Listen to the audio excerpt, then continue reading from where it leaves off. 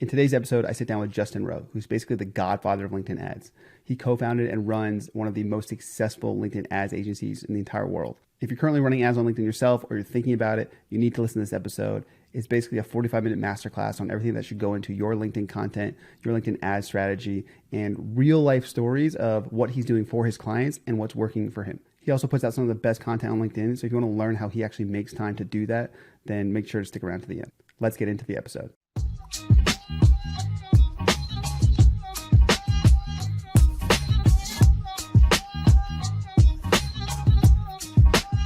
Today, I am joined by Justin Rowe, founder and CMO of Impactable, a B2B LinkedIn ads agency. Justin, welcome. Thank you so much for having me. I'm happy to be here. I don't know about you, but growing up, I got Justin as my name a lot instead of Jason. Did you ever get Jason? I did get Jason a few times and Justine a few times. Yeah. Well, listen, I know that you are one of the most credible LinkedIn ads experts out there, but can you kind of explain to us what makes you so credible on this topic? Yeah, this is always a fun question because I'm kind of a humble person. I don't like to brag, but in these cases where it's like, yeah, who's this guy? Why should I listen to them? I do run an agency and I would like for my advice to be taken seriously. So if you don't know who I am the number one LinkedIn expert on Upwork as far as LinkedIn ads, and that is a brutal platform. I have personally over $360,000 of earnings on Upwork and done tons of consulting and campaign work there. From there, I built an outreach agency, 210 active clients before it was acquired by a data-heavy investor. So I did build a startup that got acquired. And then I actually partnered with that investor to build or pivot that outreach agency into an ads agency. So it's actually that agency that became today Impactable, one of the largest LinkedIn ads agencies. Currently, we do have, I believe, one of the largest number of accounts under management. So we serve a lot of SMB and just now getting in a little more into the enterprise. So we want more for the scaled volume. But yeah, I think 178 active clients under our current management, which as far as LinkedIn agencies managing LinkedIn accounts, that's pretty big, especially in North America. And then I've kind of made a name for myself on LinkedIn, just posting about my journey. I've been posting on LinkedIn since I was working in the restaurant industry. So again, if you just found me and you think I'm like a cocky know-it-all or something, like I've been posting like advice about my experiences before I had anything, before I was making any money. So I would just hope that people who have seen me the whole journey realize that I'm the real deal. I'm still just posting my journey. I'm still just posting my experiences, and I'm still just learning. But we have built some pretty cool stuff so far. Yeah, and I think for anyone that hasn't heard of you before, when they realize how much substance you're putting out there on LinkedIn, they will recognize how knowledgeable you are in this stuff. I mean, the breakdowns you're giving of LinkedIn ad spend, what's working, what's not working is pretty incredible. And so there's tons of value to be had there for people, and you're obviously giving away for free. So we'll jump into that stuff a little bit later. But talk about, just to get a better sense too of Impactable, when you guys say SMB, what does that mean to you? I guess for us, so our bread and butter is the small to mid-sized businesses, the 50 to 200 in staff size. Probably the majority of our client base previous to the last year was mostly like 10 to 50 or even like 1 to 50 in company size. I would definitely say there was a huge shift in the last 12 months. Most of our business now is 50 to 200. And now we're not actively really trying to get into the enterprise side, but we have been attracting a lot bigger clients that are more looking for staff augmentation and strategy versus traditionally at the small, medium-sized businesses. Yeah, we're just offering like that price point as well. Most agencies wouldn't touch someone if they're not spending at least $3,000, $5,000, $6,000, $7,000 a month on ads. A lot of our clients are actually spending $1,000, $2,000, $3,000, $5,000 a month on LinkedIn ads. Even funded startups, like they have healthy ecosystems, but they're just looking to dip their toe. And there's like a lot of agencies who won't touch them if they're not spending $5,000 or more. So we have a lot of clients in that bucket. Yeah. And just in terms of that too, industry wise, is it mainly tech companies? Obviously it's B2B, but can you break that down a little bit more? B2B, all of our clients are B2B, and the top industries we serve are software industry, financial services, marketing agencies is actually a really big one, and IT consulting and staffing are our top four. And with marketing, we actually offer white label services. So we partner with marketing agencies. If they don't have a LinkedIn offering, we offer white label. And I think our top white label partner, they're one of the biggest, I guess, like, I feel like I can't say this without people knowing who they are. They're one of the larger LinkedIn outreach agencies, and they white labeled us to serve ads. And we have like 26 clients with them that we offer ads to. Oh, wow. That's awesome. Yeah. So you're right. If you are, if you are marketing at basically anyone in tech or staffing or agency, and you're looking to learn more about LinkedIn ads, Justin is the person to follow and learn from. So let's dive straight into it. Want to hear a story about a client that you thought you guys made the most impact in over the last 12 months or so? Yeah, I would say one of them would probably be Hard Hats is a client of ours, and I would say it's not the biggest client. It's actually a pretty small shop. And I think when I think of impact, yeah, I could go an enterprise client who they had terrible. They were spending $80,000 a month, and most of it was going to waste. And we helped them go from lead gen into more of demand gen and improve the quality and actually leads that show up and convert versus just, hundreds of leads that don't go anywhere. But as far as impact, I would say this client, Hard Hats, they had they offer, so they're targeting small businesses, small construction companies who are employing contractors and who are looking for ways to work with contractors long term without all the legal ramifications. Like, how do I pay them? How do I classify them? How do I file these taxes or whatever? Who's responsible for that? What if they drive? So there's all these questions. They serve that, and they have a really nice solution for that. But that was kind of a harder sell and harder client because they also are kind of localized. And so with them, they had, I think, $3 or $4 grand. I think there was about $3 grand a month they were spending on LinkedIn ads. And they were pretty transparent with us about the ROI and the investment and what they were getting, how many leads. So I think that's really nice for us too, is like when clients are really transparent, like, hey, these are the leads we're getting. Here's the quality. Here's how they turned out. And they showed us the numbers. And over the last, I think it's been a 5X. What is it? That's what I wrote. I think they had been a 3 to 5X ROI, and they've been pretty happy with the investment. But we're looking to go more multi-channel with them now. But those are the kind of stories I probably am more, I like to tell more because those are more realistic. Like, probably no one else would have touched them. And then probably like with a normal approach that wouldn't have worked with them. We deployed video assets, and these guys were making their own videos and they were posting them on LinkedIn. And then we kind of helped them take an organic approach over to and amplify it with paid. So they have videos that they're like making and producing themselves. They're getting run of ads. And then with our structure and retargeting and kind of guidance of what to make and where to put it, we built a nice little funnel with them. And, they're looking to double down and expand more now with us, which is really nice. So, okay, let's talk about this a little bit more, because I think obviously if someone hears they can get 5X return on their LinkedIn ad spend, that's gonna catch their attention. So just walk us through step by step, kind of from the early like sales calls, figuring out what was wrong with them and what your guys' approach was to fix it. Yeah, in this case, so they came to us, and this is kind of how a lot of clients work. They come to us, and if they're basically saying, hey, this is how we typically get clients right now. We're active organically. We have some paid search. We're getting clients this way, and we haven't tried LinkedIn ads. So typically, and in this case, we got on the phone, we understood how they were currently getting business, and we saw that they're interested. I think in this case, we actually warned them that this might, we don't try to oversell. We don't if anyone's listening to this, I'm not guaranteeing you 3 to 5X ROI. And in fact, I'm pretty sure we told these guys that this was going to be kind of tough because they weren't selling to, a whole national market. It wasn't like a big demographic, and the demographic they're selling to, I think my biggest concern was that I wasn't entirely sure that construction owners were ever on LinkedIn. So even like the group wasn't entirely super big. And then them actually showing up on LinkedIn to be able to see and interact with these ads. The one thing I thought we had going for us though was that in my years, I haven't had any other clients targeting that specific group. So it was localized and it was small business construction owners in this region or in this, like these surrounding regions. That to me, that was kind of a flag that, yeah, this is going to be kind of tough. And I let them know that. And I think our sales team does a pretty good job.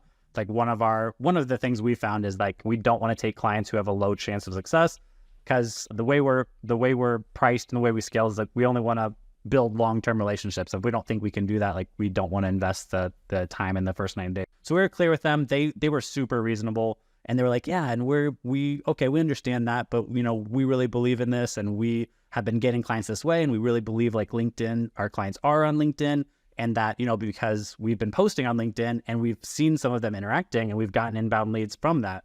So I thought that was a good sign. So we did help them kind of flesh out. So we got with them and we kind of figured, okay, you're not looking to spend a ton, probably a tier 1 price range works for you. And ours, you can get started with us for as little as like $649 a month if you're spending, less than $3,000 a month. So they got started on that, and we started working with them, and we pulled out our 6-month roadmap. And I can share that document after that.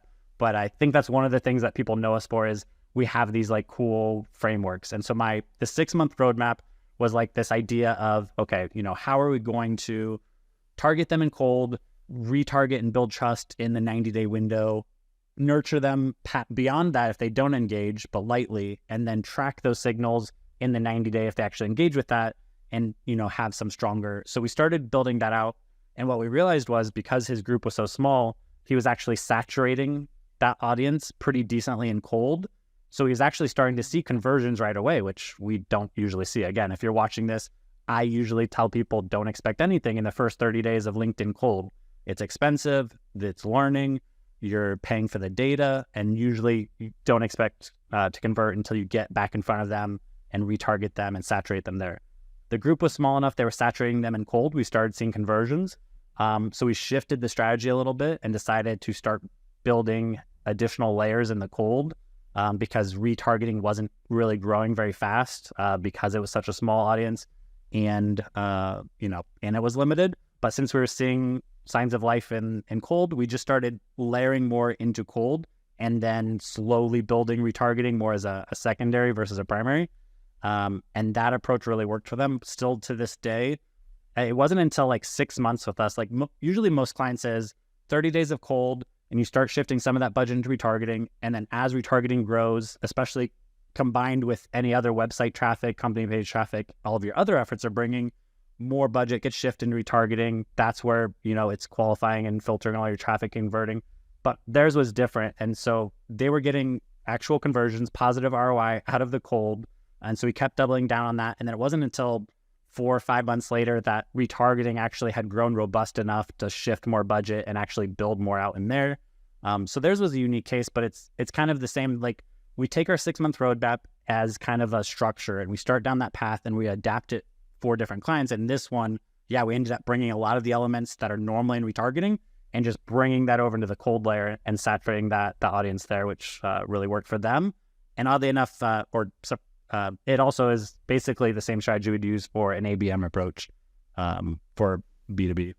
Let me ask you a bit about more the campaigns you guys were running. So you mentioned specifically, right, start with the cold layers and then gradually shift some budget over to retargeting. What types of ads were you actually running on LinkedIn? So they started with video ads, which is also another advantage they had. They had video ads, and they weren't corporate video ads. They were video ads that these guys had made themselves, which felt very authentic. And I can attest to that, because most of our marketing for our first company, LinkedIn Learn, and then Impactable, like it's me making videos and producing my own videos and using it as marketing, and that's what these guys are doing. So they ran video ads in the cold layer, and the intent of those, normally when I'm starting with cold, is I don't want to get cute. I don't want to do anything crazy. My idea is to get in front of my ideal prospects and tell them, I usually try to dig into one of 3 things, or a mixture, and see which one is a better foot in the door. Either one, come out just really straightforward. This is who I am. This is what I do. This is, who I help, because that message hitting the right person at the right time could be all is needed. And it's also like a really good first touch. If they interact with that ad, like chances are they might be interested. But if you get if you put a funny meme or something like too educational or top of funnel as a first initial ad, like those interactions don't necessarily mean much. So then they can cloud up your retargeting, kind of like SEO traffic. So Right. I like to be really straightforward. So that's what they went with. And then I think one of the others was either it's promotional or it's digging into a main pain point or it's digging into like the main result that people who work with you might expect. Some really great insights in there, right? Just to recap, the goal of these cold awareness campaigns is for the company to highlight who they are and who they can help, or to dig into a main pain point, or to highlight a result that a client could expect from them. And be careful of trying to do something that's too much like a meme or something like that, because any interest in those ads could be fake interest just in the creative and be a bad signal for who you want to retarget later. Correct. Yeah. That quality of the cold traffic to me is really important. And it's the same approach I would take with Google search. So much Google search budget gets wasted on the like top of the funnel, low intent, because, you know, they think they can get cheap leads there. I care, like, I want that click to mean something. Like, so I want that I don't just want it to be a related topic. I want it to be, hey, they were looking for, you know, us, a competitor, our service, solutions, you know, they're showing that they have the problem that we solve. And the same with, LinkedIn. I want my cold ads to mean something. If they interact with those ads, I want that, that should mean something. Otherwise, I'm really going to be hurting and retargeting with all this retargeting audience that isn't necessarily, you know, motivated. Yeah. But they did the video, and then they targeted by geography, they targeted by specific position titles, and then they targeted by industry. So we found a ton of construction industries, and LinkedIn keeps reclassifying and pushing out more industries, but they were able to, and I think that's the other big power of LinkedIn, like by company size allows them to know, like, essentially like what budget or price range they're in. The position titles, they know exactly who are the kind of people that they want to work with, and the geography, the areas that they're able to work with. And I think we did do some other additional filters, maybe around interests and content they engage with, but those are the main ones. Okay. That's awesome. And were the retargeting ads, are they running the same ads again, or do you have a different ad set that you're sending that way? Yeah, so we would retarget them with a different set. And and for most of ours, the cold is more straightforward, like we said. And then the retargeting, my whole philosophy around retargeting is, okay, they either clicked a Google ad or they saw your LinkedIn ad, which was pretty straightforward. They're interested possibly in or they're at least curious in what you do and what you offer. But the main reason that most B2B buyers don't buy, in my mind, is they just don't trust you yet. Like, even if you did get the right person at the right time, like, they're evaluating, especially if they came through Google, they're really evaluating probably 3 or 4 other competitors. So in my mind, like, it's less about, in my mind, that first visit to your website should only be about making a good impression. There's very low likelihood of converting, so I don't put a lot of my time and effort to making that like that just like ultra conversion, whatever. Because in my mind, the biggest thing that can move the needle is if they trust you more. So I spend all of my time and energy retargeting, just trying to overcome that. And I think about it like this: if they leave your website and you could put, I don't know, 15 assets in front of them, and you can make sure they see 15 things over the next 90 days that you think would move the needle, like, what would it be? For me, it would be like maybe my top 3 case studies that I'm most proud of, my top 3 or 4 testimonials from like clients that, you know, look really professional, my top client results that I'm proud of, my top 5 resources that the most people, you know, are downloading that actually create inbound leads. So I'm curating these assets, and that's basically my retargeting strategy: building trust and credibility and using paid ads to guarantee distribution of these assets to those warm prospects after they leave my website or engage with an ad.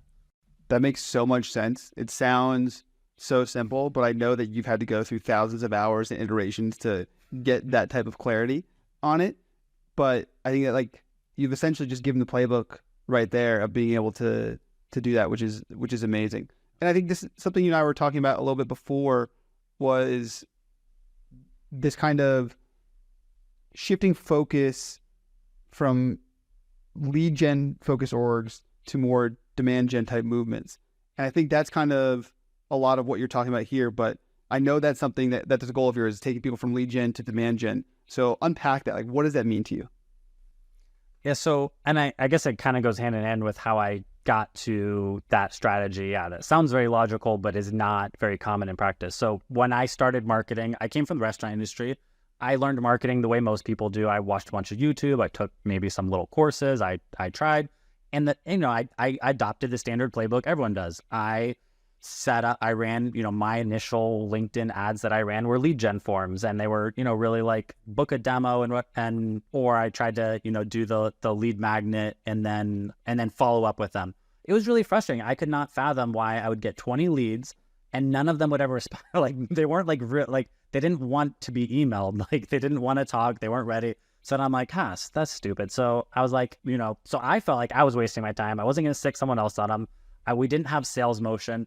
And I was seeing the same thing, like, as we were getting stuff set up, I was also talking to other people and, in the same situation, they were kind of experiencing it. So I keep saying this, I wasn't a marketer like before this. I came from building teams, working in the service industry. So I approach marketing like a newborn baby a lot of times. And I'm like, okay, let's just, whoa, like what doesn't make sense about this? I'm like, okay, well, logically, like, I'm putting this lead gen form in front of them, but they've never even visited my website. Like they don't know who I am. They don't know what I do. So I guess maybe it does make sense that they don't want to be bothered by me. They don't know me.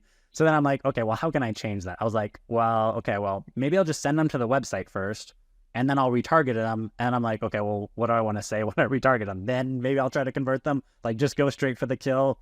Like, okay, but I'm at least waiting till retargeting. So that's doing better than most. But then I'm like, okay, well, the real reason they're not buying is like, I mean, do I really think it's because they couldn't find my book a call button, like, and that was too hard or the extra clicks? Like, no, it's because there's a lot of other reasons. So maybe I'll use my ads to overcome those objections. So it started like that. Like, I'm going to use ads to overcome objections. Like if someone left my website and I think they're a qualified prospect, what objections could they have? What reasons could they have for not buying? And how can I use ads to overcome that? So the first one was like timing, but then like it doesn't matter what you put in front of them. If timing is the issue, any ad with your logo on it is going to overcome that. But it seems like that was everyone's strategy. Like, okay, if they're doing retargeting, it was to overcome the objection of timing. But then it's like, yeah, well, I mean, you could do that with anything. So might as well focus on something else. So I was like, what else is there? There's trust, there's education, there's whatever. So I started making ads around that. And then I did settle around also educational content. One of my biggest strategies, I think, organically and paid, is I call it giving the whole damn playbook away. Like I'll literally, if I had the time, I would write like the LinkedIn Bible of exactly how to do what people pay us thousands of dollars to do. Like I would give that to you, because if you got the time to do it, you're not an ideal client for me. If you don't have the time to do it, but you have the budget, you read 5 pages of that, you realize it's way more complicated than you thought. You'd rather someone else do it. And you just realize that I actually know what I'm talking about. That to me became like one of the biggest killer content strategies and paid strategies of like education or educational type content. Oh, I love how crystal clear that is and how much sense it makes. And I think there's that last thing you put in there needs to ring loudly in the ears of basically every sales leader and every marketer, is that you know your ICP really well and you have lots of conviction around it. And you said, if you've got time to do this yourself, then you're not the right client for me. And I think that is, there's a lot of simple beauty in that, and probably saved yourself a lot of heartache and chasing bad leads by knowing that up front. Yeah. I came to that moment with, and I'll give Cleverly a shout out, or no, it's BAMF, my bad. I do like Cleverly. They're an outreach agency, but BAMF wrote, when I was starting my career as a marketer, I read this thing called the BAMF Bible. It's BAMF, and the original, there was 2 co-founders and they're growth hackers. And one of them's like, I mean, they're both really smart. One's a really smart, like genuine growth hacker. And the other one's like a really kick-ass developer and programmer. They're a really good team. But they wrote this book called the BAMF Bible of like LinkedIn automation or something. And it literally, like, I took that, and I'm telling you, it was so detailed. That's what I launched my first startup with. I literally read the BAMF Bible and then launched a LinkedIn automation company from it. Like, that's how detailed it was. But I realized they also said, like, they didn't care. That was their biggest lead generation magnet and asset in the history of their company. Like, and the odds of someone reading it and becoming a competitor were so minuscule. Like, I was the only one that did it. And then we ended up being close and working together on projects. And they didn't really care because it's like this blue ocean abundance mindset. Like they were like, fine, like we have one competitor, but we got hundreds and hundreds of leads and everyone knows. And even I recognized that they were the experts in the space. So that's when I realized like, what's the danger in giving it all away? Like someone's going to become your competitor. That's like astronomically small. Chances are like, yeah, it's going to be beneficial. Yeah. The upside is generally much higher, particularly when there's lots of value and substance behind it. Right. I want to talk about this piece a bit because we struggled this at my last company and it's top of mind for me right now, but everyone's trying to get in front of their certain personas and buyers, right? So there's two particular ones I want to get your thoughts on. How do you get in front of marketing leaders and how do you get in front of engineering leaders?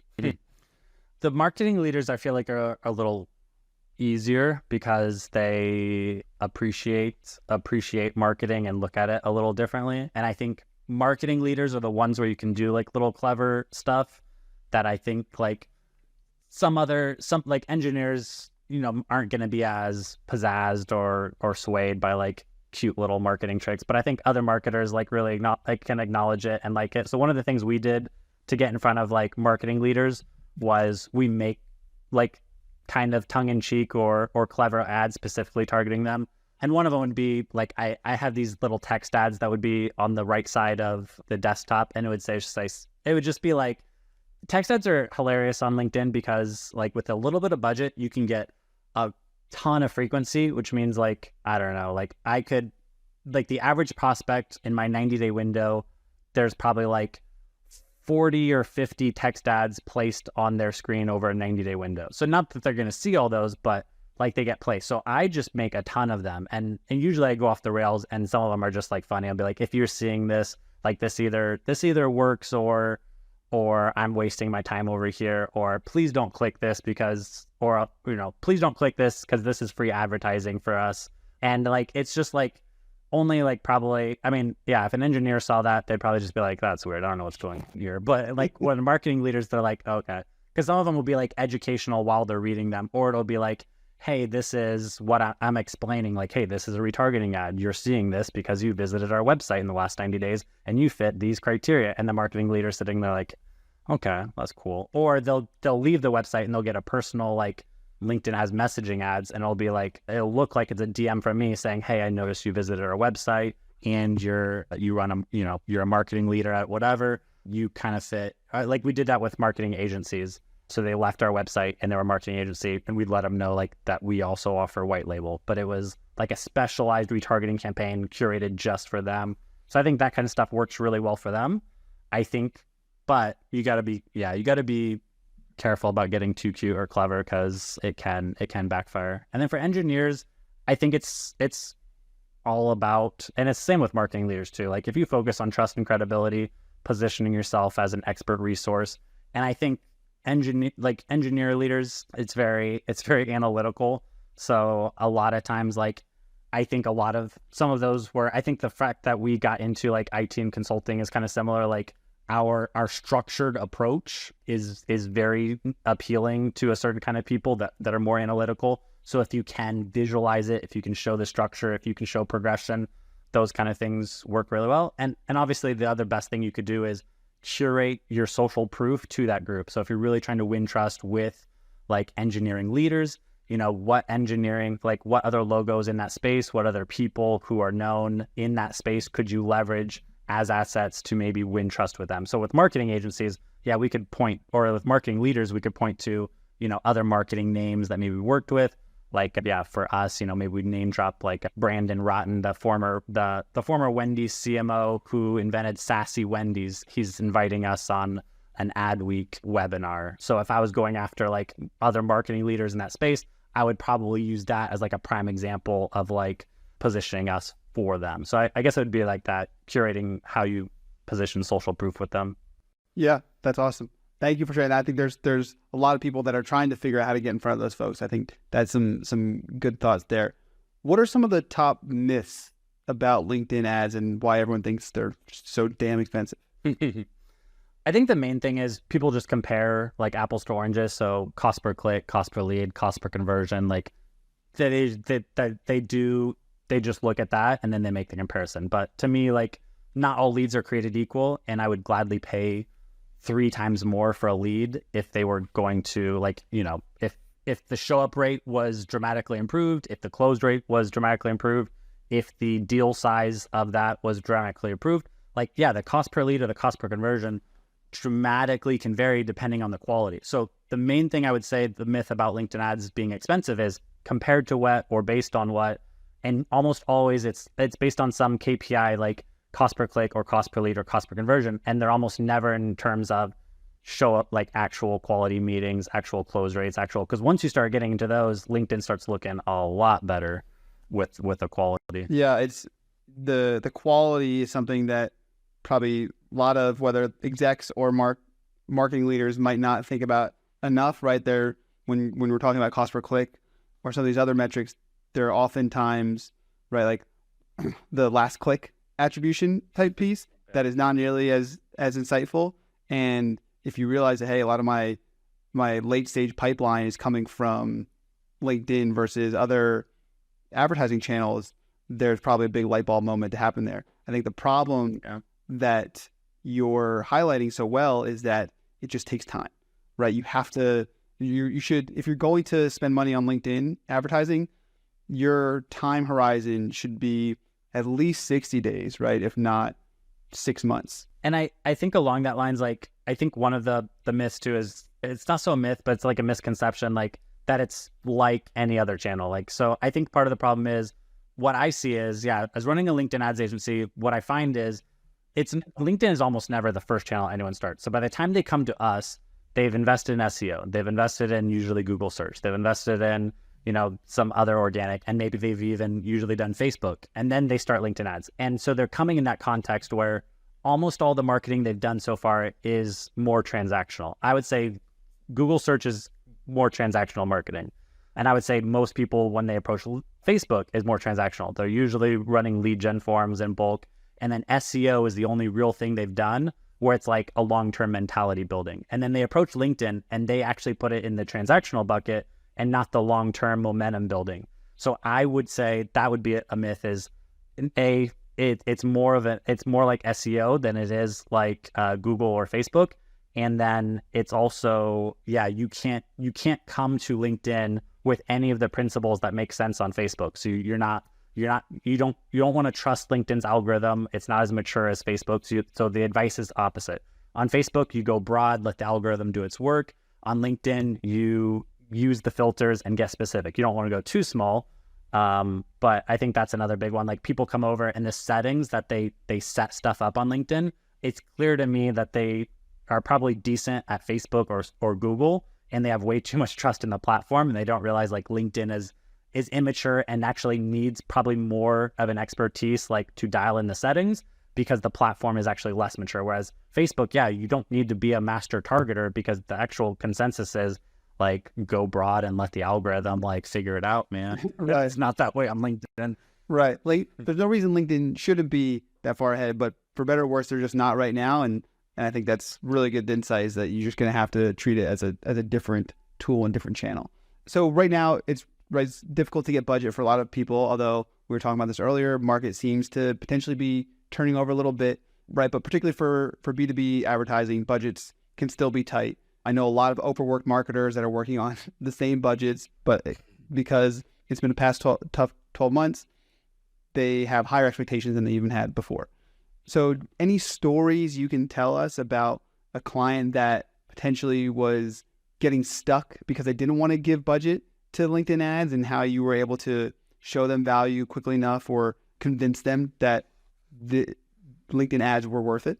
Yeah, I mean, so I don't try to convince anyone to run on LinkedIn ads. In fact, I do try to convince. There's a lot of people I convince not to run on LinkedIn ads. But if that's what you're looking to get into, or if you think that could be helpful, and you're getting hung up on budget, one of the things I would do is, and even as a LinkedIn ads agency, like, I would look at their whole marketing ecosystem. And a lot of times what you can find is, like, the big thing is, I think the reason it's hard to free up budget is because LinkedIn is viewed as, okay, we have Google, we have SEO, we have Facebook, we have organic, we have the leads we know, and then there's LinkedIn. There's this new experimental channel that we don't know about, and we're going to put it in this bucket. It needs its own budget, and it needs to like prove itself. And we're also going to send that traffic to a siloed HubSpot landing page. Like that needs to prove itself by itself before it's like allowed into the fold, essentially. So the one thing I would say that I usually challenge them to say with budget is, if you have an ecosystem already, if you have one or two other paid channels, what you could do with LinkedIn is just start with retargeting. And that can move the needle a lot, because I pitch it like this. You're running Google ads, right? And they'll say, sure. And I'll say, what's your budget on there? And they'll say, I don't know, 5 to 10,000 or 10 to 15,000. Usually their Google budget's bigger than their LinkedIn budget.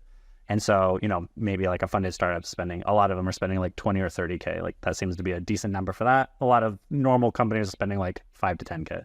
But even for like, if you're spending 5K on Google, I can guarantee you, if you're spending 5K on Google profitably, or if you're spending 5K on Google break even, I guarantee you could open up a retargeting campaign on LinkedIn, and that retargeting campaign would be positive ROI. There's almost no way it couldn't be.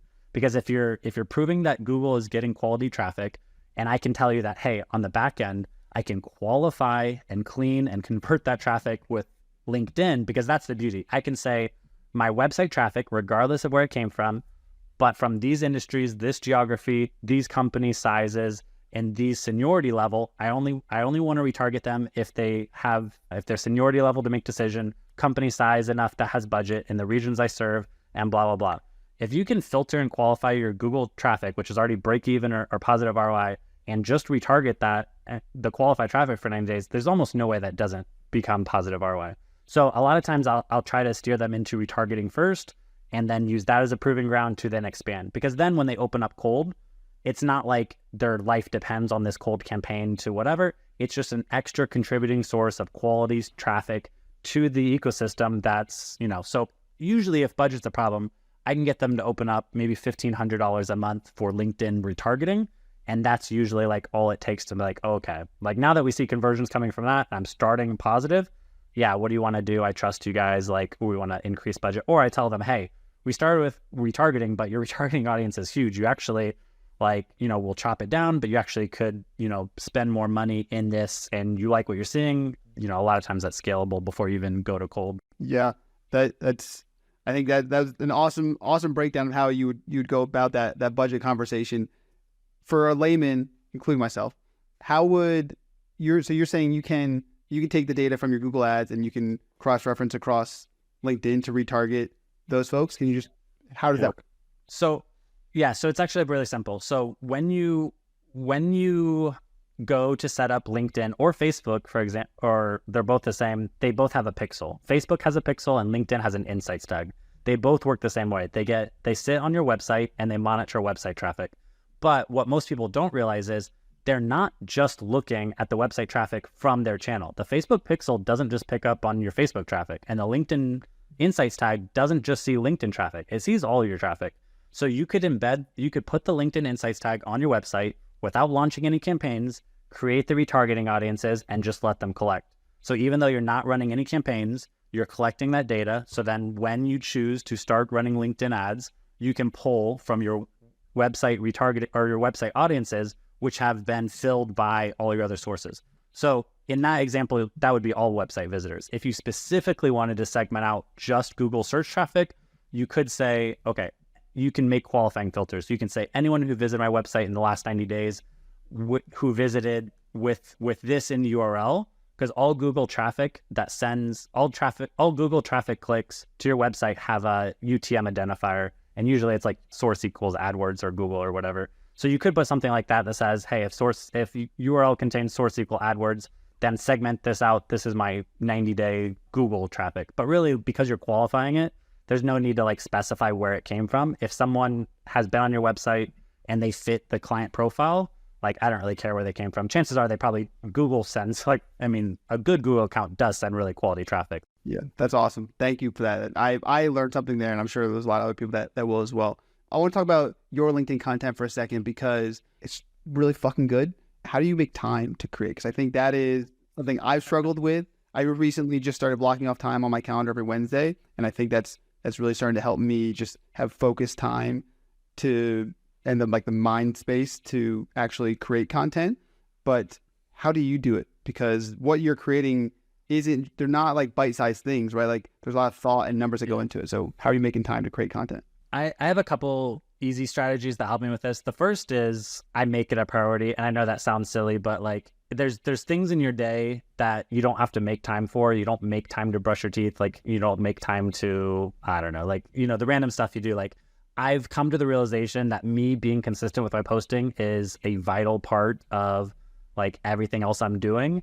And it's such a realization that has become, like, it's almost like, it's become a high priority where like I physically would be like feeling like I neglected one of my responsibilities if I didn't like get a post. But to do that effectively, I'm not making unique posts every day. So I do have some things that I've implemented that help. One of the things I've done is I look at a big structure that I want to create. Like when I was creating my YouTube, I would do this. I would almost envision like, okay, if I wanted to create a course on LinkedIn ads, everything I know, I structure that. And I was like, okay, what would the modules be? What would the outline be? And then like what I realized is, okay, so I try to multitask. I try to accomplish a couple things. Like, can I make a lot of little pieces that eventually could be something big? Because then I could have purpose and direction. I could make these posts, but they're also not going to disappear into the void. They could be put together into something big. Or, with the 6-month framework, I had a list of like, so there's a couple things I did. There was like assets I want to create. There's courses, there's frameworks, there's guides, and a lot of that could be content. So, and it was stuff that I also knew could be great lead magnets, great internal training, great whatever. So I tried to, as anytime I could, like I knew there was something big I wanted to create, that would fuel a huge series of stuff. And it would probably seem like, I wake up every day and know exactly what I want to post because I, have a whole book of things I need to get out. The other thing I have is just like a list of cool visuals that I want for myself, like frameworks for different plays or different scenarios. I want to do an ABM one. I want to do a video focused retargeting. And so I have this list of visuals like I want to create that would be useful for myself, for our clients, for our team, for our marketing. And as I create those, like they make kick-ass posts too. Like people love that stuff. And I'm not making it I'm not necessarily making it for LinkedIn. I think that's the thing. I'm making a lot of my LinkedIn posts stem from things that I'm doing on the side that turn into good content. And then I guess the third thing I did was in January, I did hire Jasmine internally for Impactable. And one of the big things was to systematize like what I'm doing a little more. So one thing we do now, 3 of my posts a week are essentially curated from that. We have a 30-minute interview every Monday. We have the topics, my core pillars, and we show up. She asks the questions, it gets recorded, and then she's chopping that up, getting the post written and publishing it for me. I usually am tweaking the headline and the copy a little bit. And then my main job now on LinkedIn is showing up and engaging. 3 of those posts are done from her. And then usually 1 or 2 posts a week are actually republished from like my greatest hits. I have like, you can go into LinkedIn and you can see your top performing hits from the last 90 days or last year. I would say you're shooting yourself in the foot by not just like knowing your top 10, 20 posts and posting a handful of those, like repurposing them every month. My top 5 posts, like that actually bring inbound leads, they probably do get posted. Like those 5 get posted at least once every month. So I'm using like a core group of posts and it's like clockworking now. Like I've put in the work for years and posted so many things that I have at least 15 posts that I know if I word for word, if I just copy and paste and throw it up, I'll get an inbound lead or 2 today if I posted that.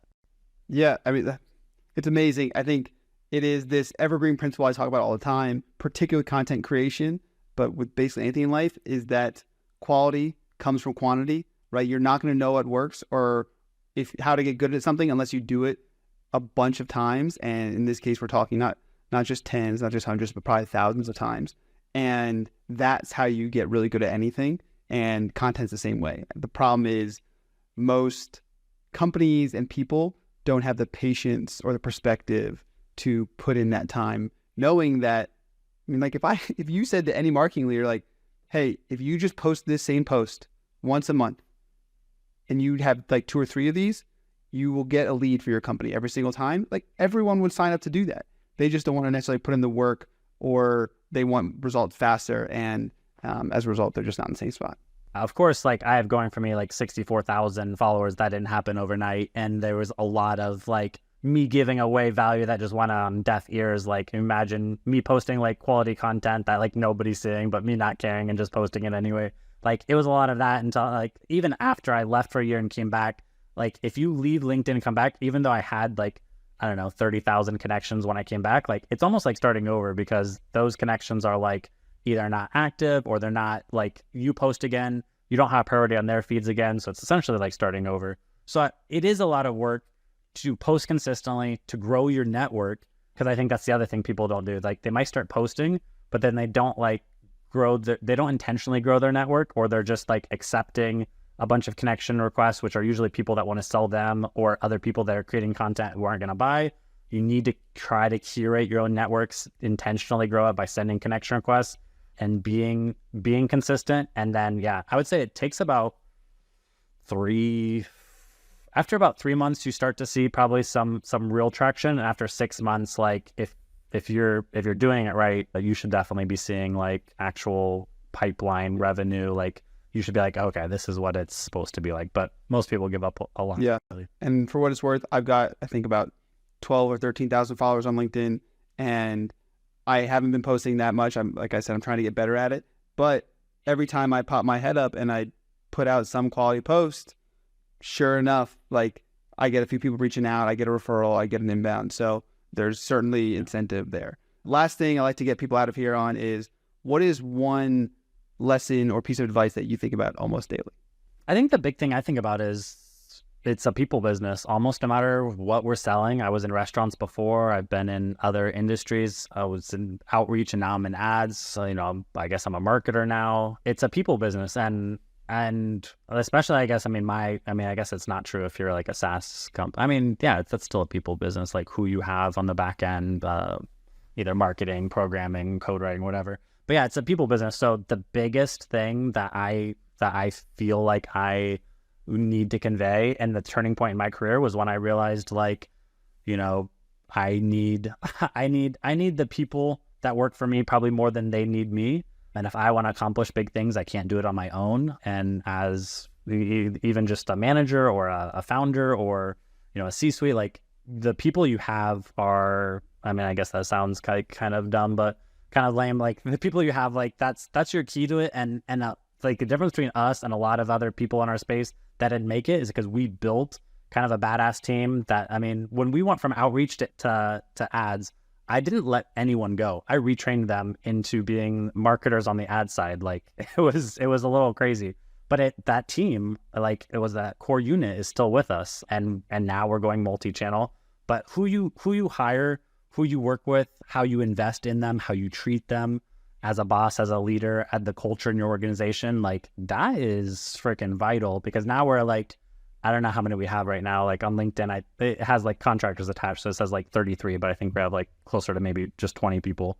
But like that core group, like that's the difference between if we're going to move from here into a $50 million company. Like we can't do it with just a bunch of lever pullers. We need more and more builders, people who have their own motivations, people who want to work for a good company. And so they're not going to settle for, some asshole who doesn't respect them or whatever. Like if I'm just treating them like numbers on a spreadsheet, like I'm never going to get to where I want to get, and they're going to leave and be happier. So I would definitely say something I think about every day, even for marketers and other industries, is it's definitely still a people business. And that's a good skill you can work on, and being a good human to the people around you. Like I can't stress that enough. Like even as a founder to clients, like people respect that, like genuine, being honest, being transparent, like admitting when you fuck up, like be a good person. That has rippling effects if you want to grow something big. Yeah. Just because you wear a certain title does not mean that you should treat people any differently. Right. I think one of this guy, Jimmy Dunn, who's a famous, like very powerful banker, and he's worth billions of dollars now, but he came from humble upbringings. He always says like, I am no better than anyone and I am no worse than anyone. And I think that's a really good final takeaway here when you're building something is keep that in mind, because the people you hire, right, they are going to make a massive difference in your business. Well, Justin, this was awesome. Thank you so much for sharing all this with us. I'm really excited to take some of these myself and implement them and share this with the community as well.